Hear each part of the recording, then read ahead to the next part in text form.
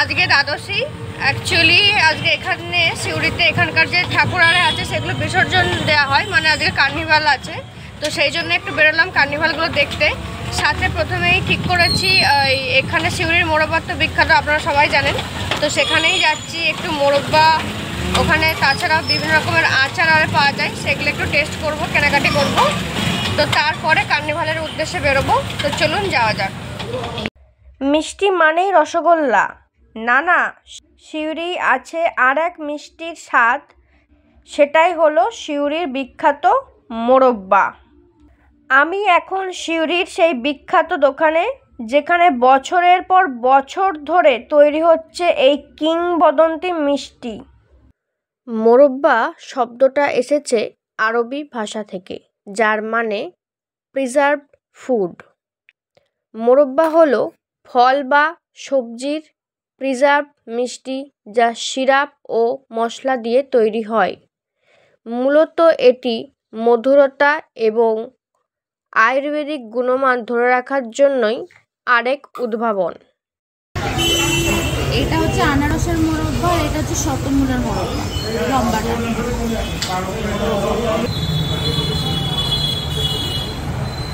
ভালো খেতে, কিন্তু মিষ্টিটা একটু বেশি।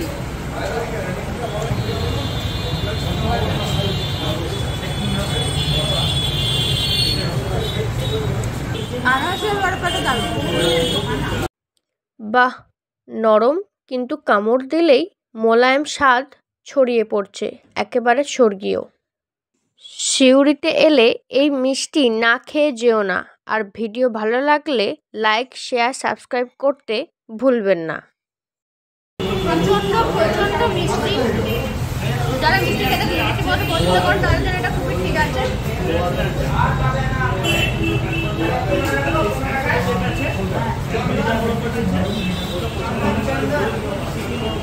আনারসের মোরব্বাটা সব থেকে ভালো লেগেছে আমার, কারণ একটু টক টক আছে। যারা একটু মিষ্টি কম খায় তাদের জন্য এটা খুবই ভালো। আর এগুলো ছাড়াও আরো অনেক রকমের মোরব্বা পাওয়া যায়, তো সেগুলো আপনারা চেক করতে পারেন।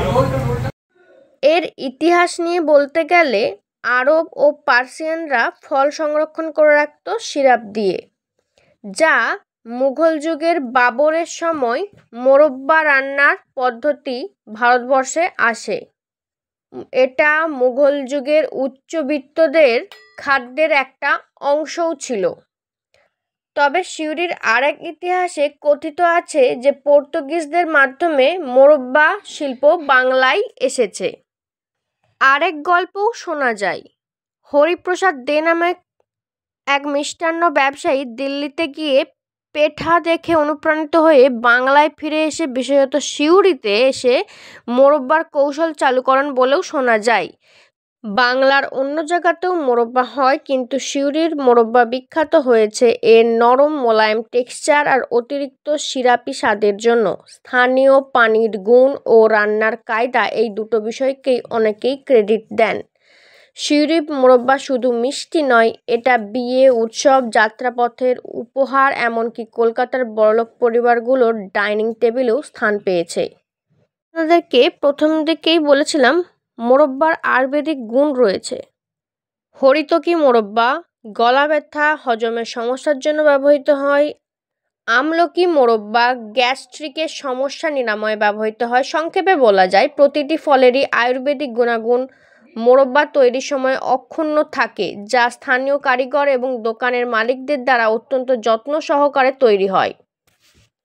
তারা দাবি করেন এই মোরব্বা প্রস্তুত করার সময় কোনো রকমের রাসায়নিক উপাদান ব্যবহার করা হয় না, যা সম্পূর্ণ একটি প্রাকৃতিক উপায়ে তৈরি করা হয়।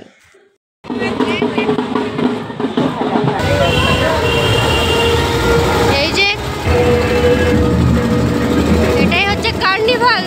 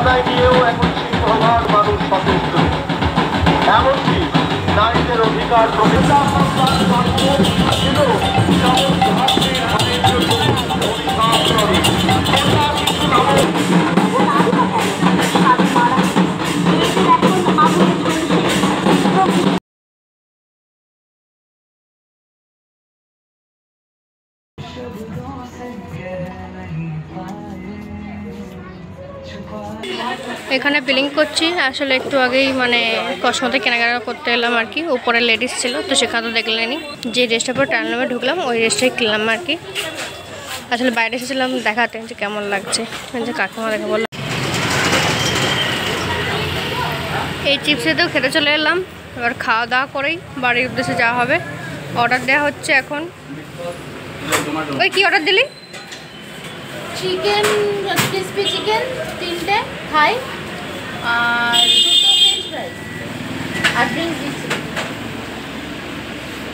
দেখা হচ্ছে কি দেওয়া হবে। ড্রিঙ্কসে কি কি হবে?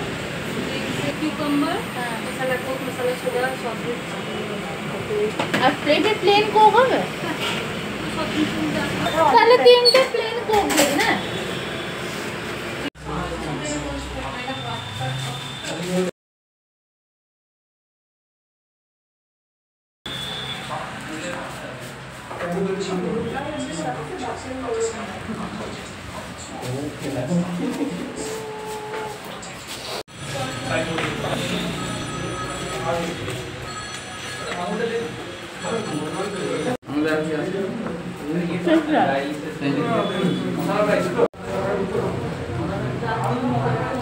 নতুনের ফেভারিট এটা আমারও।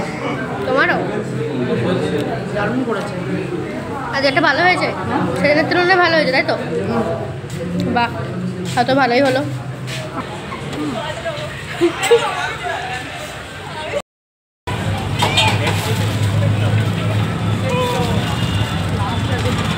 বাড়ির জন্য আমরা কিছু খাওয়া দাওয়া নিয়ে যাচ্ছি আপাতত। আজ এখানেই শেষ, দেখা হবে পরের নতুন একটি